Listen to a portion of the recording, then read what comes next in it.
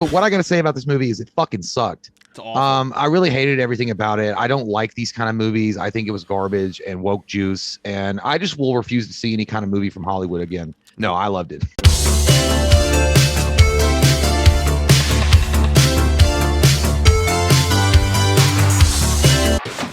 Shit. It was actually, I didn't love it.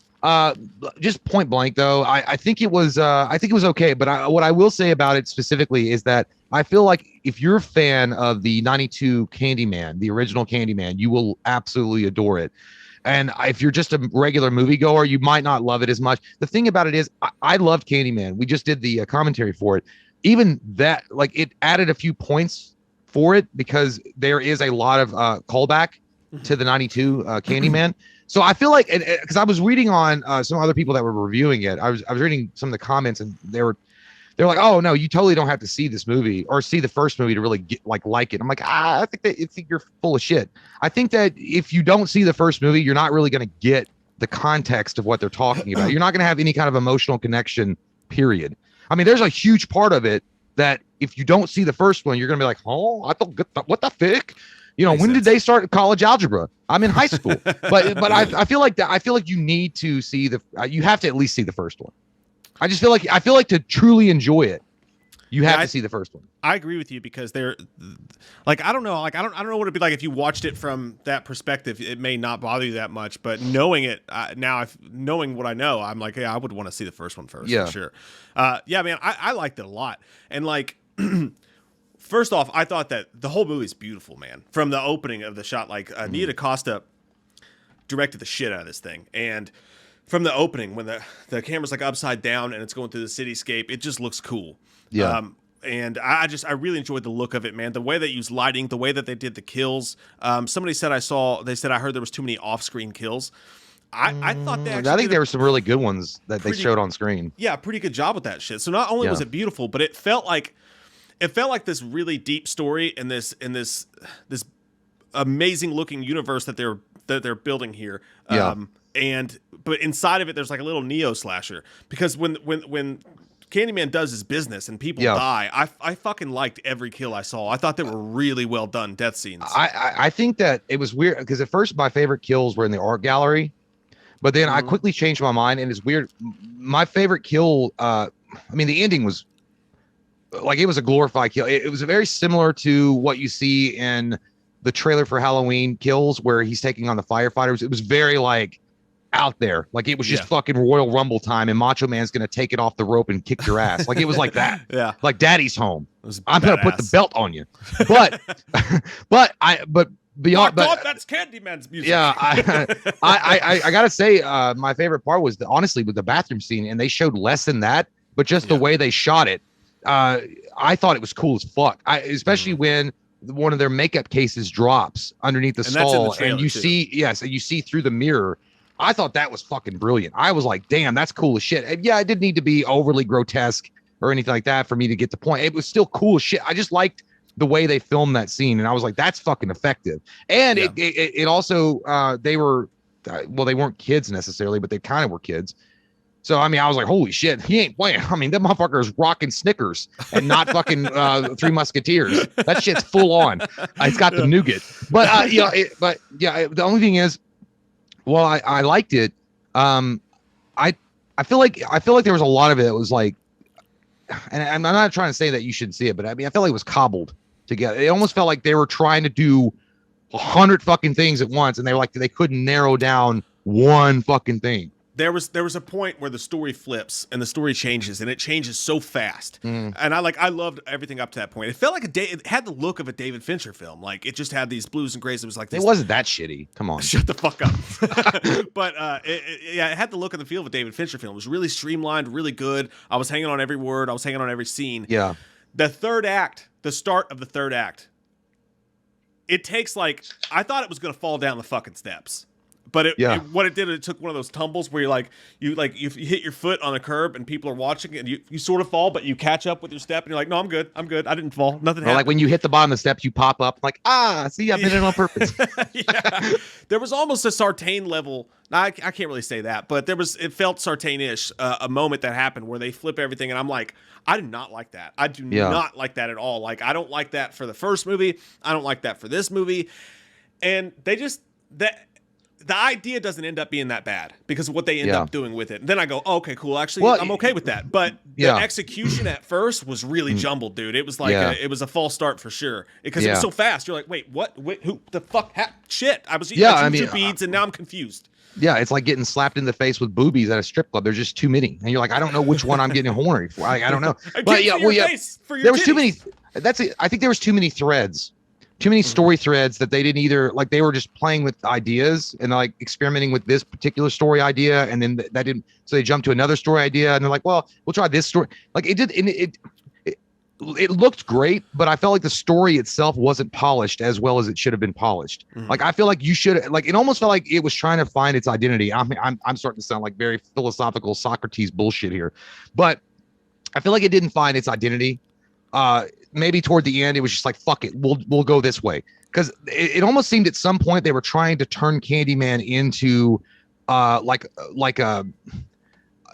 like a curse that goes generational rather than just a straight sequel. And I'm like, well, I think that if you just stayed with the original idea of the straight sequel with Tony Todd, I think it'd be fine, but they were trying to play all these different angles with it. And sometimes when you do that, you go cross-eyed and you wind up fucking, a dirty, ugly skank at a bar. I mean, it just happens. But Tony Todd could have been in this movie. That's what I'm saying, dude. Immediately. That's when I left the theater. I was telling April that I was like, dude, 100%. I was like, dude, that I didn't like. There's one like it takes place there's a particular scenes that take place in the 70s. And it was just some weird guy that lives in the fucking wall that hands out candy. And I'm like, that's not Tony Todd. That's just weird. Like, I don't even know what the fuck you're doing. He just hangs out in walls. It's like, just weird because it could have been him very easily. I'm saying, they could have just used Tony Todd. Right. And I'm like, well, Tony Todd, look, you could de-age him a little bit or whatever, or he could just play him fucking self. Yeah. He's already going to be covered up with scars and shit, and he's going to have a bad pimp daddy coat on. Fuck it. Just let him be himself. And he's got that great voice. And he doesn't even need to be in it that much necessarily. He could just have his voice and that could carry the film. Anyway, I feel like overall it was strong, but I feel like they played around too much. And I feel like that loses points for me because I was like, come on, guys. Like, I mean, figure out what the fuck you want to do here. Yeah. The only other thing I want to say about it, and I know there were some people that was worried about that. It's not woke. Literally after I left the theater, I texted Mike. I was like, yeah, it was all right. I had, it was good. It was decent or whatever. I didn't like hate it or love it necessarily, but I wasn't woke. So I don't know where that came from. That's literally what I said in the text message. I don't know where that came from because I didn't, when I was watching the first movie did. Yeah. It's the same thing. Like, I mean, and the first, it's justifiable as far as what they're talking about in regards to that character. But there was a lot of words thrown around that like, oh no, it's gentrification. It's microaggressions. It's this or that. So the whole point of Cabrini Green is gentrification from the beginning. Yeah, that's all. And they said it. I mean, it's not like they subtly hit it. They literally say it. It's part of the plot point. But I mean, at the same time, I'm watching and I'm like, I don't feel fucking offended or singled out or I thought it was a good attempt at a good movie and the dialogue's not bad. So yeah, I mean, it's just a solid movie. And the cop stuff, like they tie it into, obviously they tied into some of the stuff going on today when they veer in the cop section. And it's a part, the movie's always been about racism, right? In part, and gentrification. So well, that's the background of the character. So that makes total sense. It's not like they were just blowing up smoke for no reason. It's literally a part of the character. Yeah, it fits. And when they do it that way, it's fucking fine. Yeah, horror movies have had politics in them since the beginning of time. Well, all we've ever said is just do it right. Have it count towards the story. Don't just like throw a fucking layer of it over top to get some fucking Twitter pats on the back. Do it right. And that's all anybody asks. And I think that they did that. So I think the people complaining about that are way off base. Yeah, they're not beating you over the head with Forrest Gump's ping pong paddle and saying you fucking racist asshole. Like it wasn't like that. I don't know. I didn't feel offended at all. I just felt like, it's a movie. It's got, it's a message in it, I guess. But at the same time, I'm like, not really either, because I'm looking, when I watched the 92 Candyman, there was no real, I mean, I guess maybe if you want to take it from that, but the character's background, that's the character's background. They expand all that in Farewell to the Flesh. Yeah. So it's not like, anyway, so it's not woke. If you were scared of that, because I know there was people nervous, like, I don't really want to go waste money and sit there and be like lectured the entire time and how I'm a bad human being. It's not like that. Yeah. By the way, I did notice that someone in the chat asked about when it might be streaming. From what I understand, it may be a month. because there was HBO Max. It's going to be on HBO Max, and it's usually I think they're going to be it's going to be a month, so it'll be They out said probably. this is going to HBO Max. Yeah, it'll be HBO Max streaming. Oh, I didn't know that. Yeah, because originally HBO Max I think is doing day and date with everything. So if it was on HBO Max, it should have been from the first day. no, it was exclusive. They wanted it exclusively released in theaters. That's weird. Not the Black Widow thing and all the other shit. That's why Scarlett Johansson is suing. But at the Disney point, Plus, but yeah, Disney Plus. But HBO Max, they signed. They didn't put Candyman on that slate, so it's going to be on HBO Max. I didn't even realize it was an HBO Max movie. But either way, Yeah. And another thing I want to say about it too is the cast is fucking great. Yeah, as much as Tony Todd could have been the guy that played Candyman, the guy that got did a great job. He did a good job. Yeah, he was freaky as fuck. There's so many shots, like just beautiful shots, death scene shots. There's one I'll just call it floating lady. You know what I'm talking about? That was fucking cool shit, dude. Yeah, that was awesome. That was a great one. Holy, and I laughed like, at it. I laughed at it because it was zooming back. Yeah, yeah, yeah. Dude, I knew that April was watching, but I wanted to express my joy at seeing it. I was like, "You see that? Look at it!" That was cool. Because I know that you could see it, but I didn't want to eat because it's so you. It's not like you're gonna miss it, but you could miss it. Yeah, because it's done so great. Like that angle is so fucking awesome. Yeah, and the slasher elements. I felt like the slasher elements of this film were surprisingly more prevalent than they were in the 1992 film. Yeah, like I felt there was more cool slasher moments in this movie. And another thing I want to say, the cast was fucking amazing. The guy who plays Manta, am I saying that right? Manta in Aquaman, the lead guy in this. Yeah, it's not Black Mantis. That's his brother. Right. That dude's fucking awesome, man. And I generally don't know exactly how to pronounce his name, so I won't say it. But I think that dude's going to be huge. And he's going to be in The Matrix. He's already going to be in a bunch of shit. You're going to see that guy everywhere. How ripped is that motherfucker, by the way? I know. I couldn't His muscles are sticking through his goddamn shirts. I know. And when he took his shirt off, I couldn't stop looking at his nipples. He's an attractive son of a bitch. Because I was looking at that steroid. It's like, oh, your nipples fluffy? But no, yeah, he was a good looking guy. And the thing is, it's also cool that they brought back some of the original cast as far as like, well, at least one specifically original cast member, two. If you want to count, because somebody asked, is Tony Todd in it? Yes, Tony Todd's in it. Don't want to tell you what. That's not a spoiler. We already knew that. Yeah. It's not a spoiler. I'm not going to tell you what part he's in, but he is definitely in it. And he has a cool moment. But there's another character they brought back from the first 92 Candyman as well, and that ties into the whole plot line of what's going on in the Candyman. It was cool to see her. She hadn't aged a fucking day. Yeah. I was like, damn. You suffered that trauma well. And I think if you're a fan of the original Candyman, like a big fan of it, you're gonna like this even more because it really pays ode to that. Like maybe too much, but it's I don't know, man. I thought it was a beautiful. It looks like a Nicholas Winding Refn film to look at. Only it makes fucking sense. It's beautiful to look at. The kills are great. The story's good. Even the third act, they stumble really hard for a second, but I feel like they recovered. I do feel like they recovered. And dude, I give it an 8.5 out of 10. Whoa, dude, that's way.